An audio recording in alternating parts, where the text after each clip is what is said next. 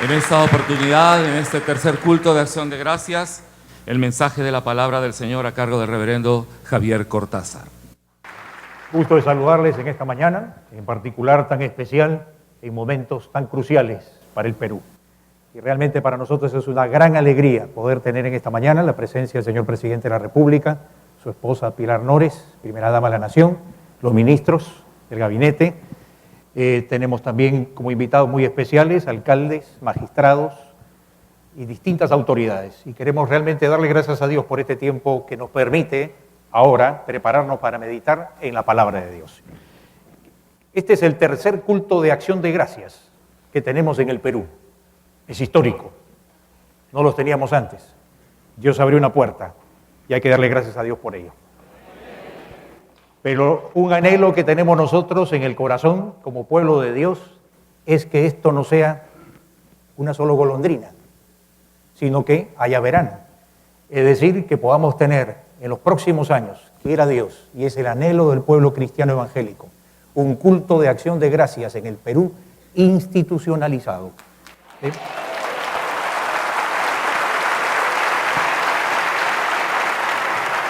De manera tal que podamos tener en los próximos gobiernos, en la gracia de Dios, como el ejemplo democrático que ha dado nuestro actual gobierno, en los próximos gobiernos en el Perú, cualquiera que sean aquellos elegidos por el pueblo, tengamos un lugar para expresar nuestra adoración. Según el último censo nacional, el 12.5% de la población del Perú, de nuestros 28 millones de peruanos, 12.5 somos peruanos cristianos evangélicos. Y hay que darle gracias a Dios por ello. Así que es un anhelo legítimo y creo que es también un espacio democrático. Una nación que quiere crecer como nación debe prestarse, como lo estamos viendo, de tener un espacio para la expresión de cada confesión y podamos ser de bendición para el pueblo de Dios. Esta mañana quisiera invitarles a brevemente meditar por unos momentos en una porción de la palabra que hemos escogido en el libro del Éxodo en el Antiguo Testamento, en el capítulo 3, a quienes tienen sus Biblias. Y si no, permítanme que les guíe en la lectura del versículo 2 al versículo 6, en donde queremos por unos instantes meditar en lo que es, cómo es un liderazgo que Dios usa para bendecir una nación. Y queremos verlo en el retrato de uno de los grandes líderes de la historia, que fue Moisés, quien sentó las bases de una nación. Y la Biblia está llena de principios de liderazgo y de paradigmas de líderes que realmente nos pueden inspirar, nos pueden desafiar y nos pueden conmover a ser la clase de líderes que hoy necesita el Perú. Necesitamos líderes, ¿quién no lo sabe?, en todas las esferas de nuestra vida humana. Líderes en la familia, líderes en el magisterio, líderes en el ámbito empresarial, líderes en el ámbito político, líderes en todas las esferas. Necesitamos líderes, pero también necesitamos liderazgos. No solamente que tengan la posición, sino que tengan un liderazgo conforme al patrón que Dios nos enseña.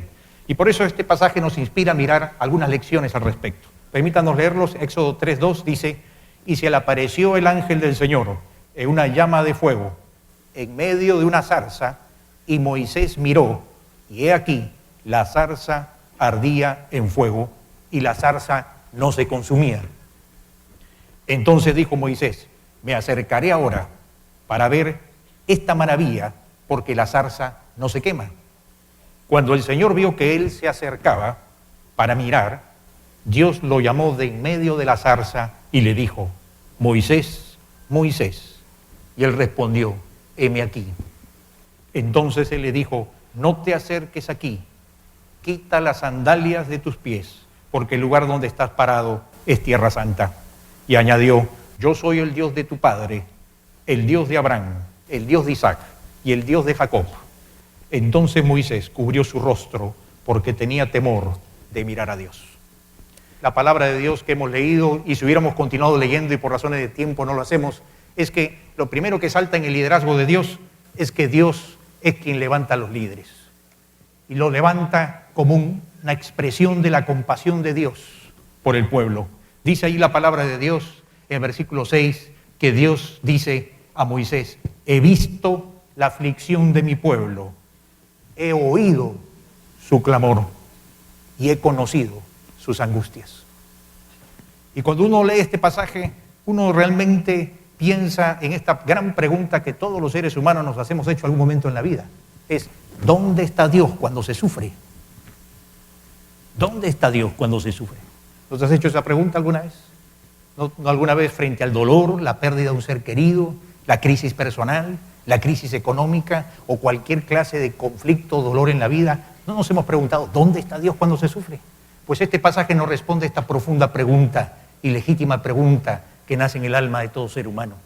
Aquí Dios nos está diciendo que Él ve la aflicción de su pueblo, que Él oye el clamor, cuando hay la queja, el llanto silencioso o las palabras desesperadas que nacen a veces de crisis profundas de dolor del ser humano. Y Él conoce las angustias más profundas. Y la Biblia nos dice que el Dios que ha hecho el cielo y la tierra es un Dios que ve nuestras aflicciones, oye nuestro clamor y conoce nuestras angustias. No es un Dios ciego, no es un Dios sordo, no es un Dios impersonal, es un Dios que siente personalmente compasión por los sufrimientos del hombre. Y porque siente compasión por los sufrimientos del hombre y porque Él es alguien y no algo, y se conmueve por el drama de la existencia humana, en cualquiera sea su estado, su religión, su posición política, su actitud frente a Él, porque Él es misericordioso y se acuerda de que somos polvo. Y por tanto se conmueve. ¿Qué hace Él? Inmediatamente vemos que en la palabra nos dice que por cuanto Él se conmueve, toma una acción. ¿Y cuál es la acción de Dios cuando Dios tiene compasión por nosotros? Levanta líderes. En el pasaje a continuación dice que Él ha descendido para librarlos. Y Él no descendió, Dios no descendió en espíritu para que lo vea la gente, en persona. Él mandó a Moisés, como respuesta del corazón de Dios, compasivo por los sufrimientos del ser humano, a que este líder en las manos de Dios y según el plan de Dios sea utilizado para atender las necesidades de su pueblo.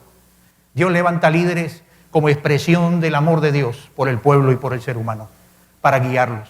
Porque el pueblo, como dice el viejo proverbio, sin visión y sin liderazgo, el pueblo perece. Y necesita dirección, y necesita manos firmes, y necesita corazones compasivos, y necesita almas y espíritus sintonizados con el espíritu y con el plan de Dios. Dios levanta líderes como respuesta de Dios a la necesidad humana. ¿Y cómo son estos líderes que Dios levanta?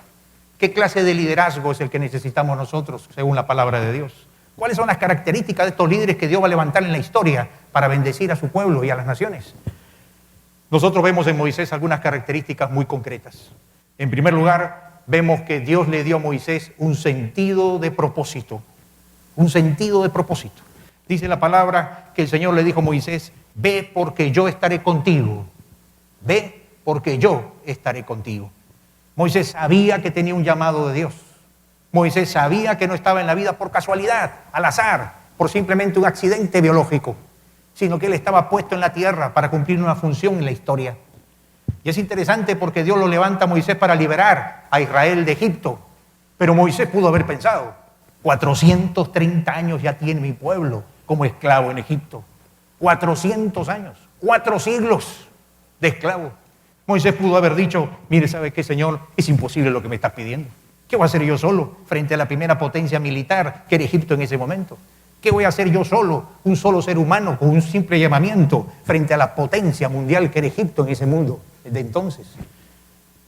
Él pudo haber dicho, nada se puede hacer, todo va a seguir igual.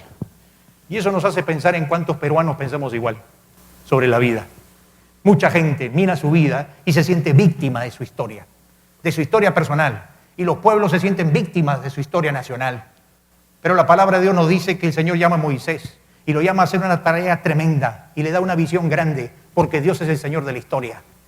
Y el Señor de la historia no nos permite ni nos enseña que nos conformemos, ni nos resignemos, ni a nuestra historia personal pasada, por más triste, humillante, frustrante y cercenante que haya sido, ni a la historia nacional de los pueblos que hemos tenido, sino que Dios nos llama siempre a poder ser constructores de nuestra propia historia, con el poder de Dios y con la dirección de Dios.